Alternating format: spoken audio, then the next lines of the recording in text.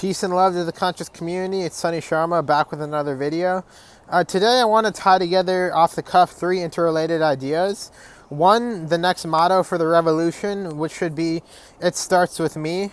2, the idea that should be exalted for the next revolution. Not equality, not liberty, but the idea of fraternity or brotherhood or love. And lastly, the concept, which is very deep and which is kind of mysterious, the idea of alienation and why we must avoid alienation at all costs. So first, to start off with the motto for the next revolution, it starts with us. So it starts with me, really. So for really, this was the motto for Martin Luther King's global summit in January, this January of 2022. And really, for any revolution, we must understand that the revolution can only start within an individual. As the Buddha had once said, only through our own inner experience and inner realization can we really bring forth inner realization of ideas into the external world and to reshape the external world by our internal ideas. I hope that made sense. I was trying that off the cuff.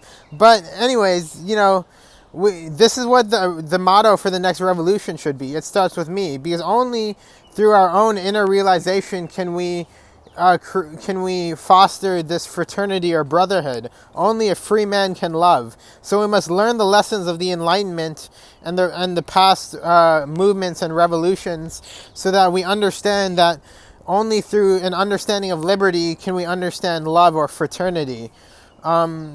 And the next concept which I want to go to is the concept which will be the concept in which we will exalt upon high, which will act upon the conscience of our society during the revolution, which is the idea of fraternity.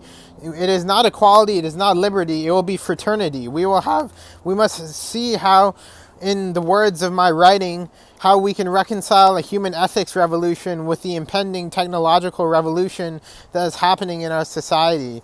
And this is why fraternity is so important.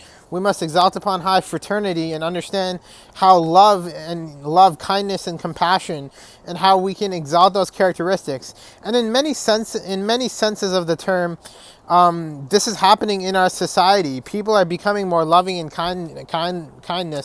kindly. And this evolution is happening because the planet's evolutionary consciousness is increasing. So there is a revolution of the mind that is happening, as my fellow Ram Hotet, Master Ram Hotet, who I've had conversations with, has expressed to me. And this is true. This revolution of the mind is occurring. It's not something that we have to wait for, but we can push it together if we create the constitutional documents, if we create a new constitution, a new Bill of Rights, which exalts upon high the bill of not just civic rights, but cultural rights, and also rights which are also the rights of indigenous people, which have been denied for so long. So rights, we must reevaluate the rights which we have denied to people, and must include those rights in our rights, and must also, above all else of rights, understand the relationship between responsibility and rights, because the founders of America understood that rights weren't the only thing that were important. It was also responsibility, and in some sense responsibility was even more important, as George Washington so eloquently demonstrated throughout his life, because George Washington lived a life of duty, and that is what is most important, because we must understand, as a saying by George Bernanos, another man of the Bill of Rights, who was one of the most intelligent men of French society, in my opinion, during the 20th century. He said we must understand the legitimacy by which our rights lay upon, and that is how we defend our rights. And now for the last concept, I want to just touch upon these concepts. I invite anyone to explain these concepts on an even deeper level.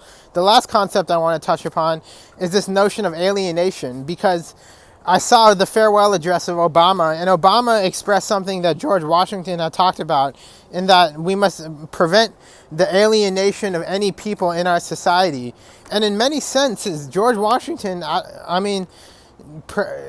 perhaps George Washington was talking about the starseeds in some sense. He was he was really prophesizing today, because what the powers that be want to do, they don't just want to alienate other people, as the Japanese Americans were alienated during World War II, for example, or other people had been alienated throughout our society, such as Native Americans, blacks, Jews, I mean, just immigrants in general. But the alienation of the starseeds during this movement is going to occur. And we must prevent this alienation at all costs, or at least mitigate the consequences of such an alienation of our population, because we must stand together in unity against the forces of really surveillance and the police state, which I cannot emphasize enough will be used to deteriorate our value system. So I thank you for listening. That's the end of my video, and I leave you with peace, love, and brotherhood. Thank you. Bye.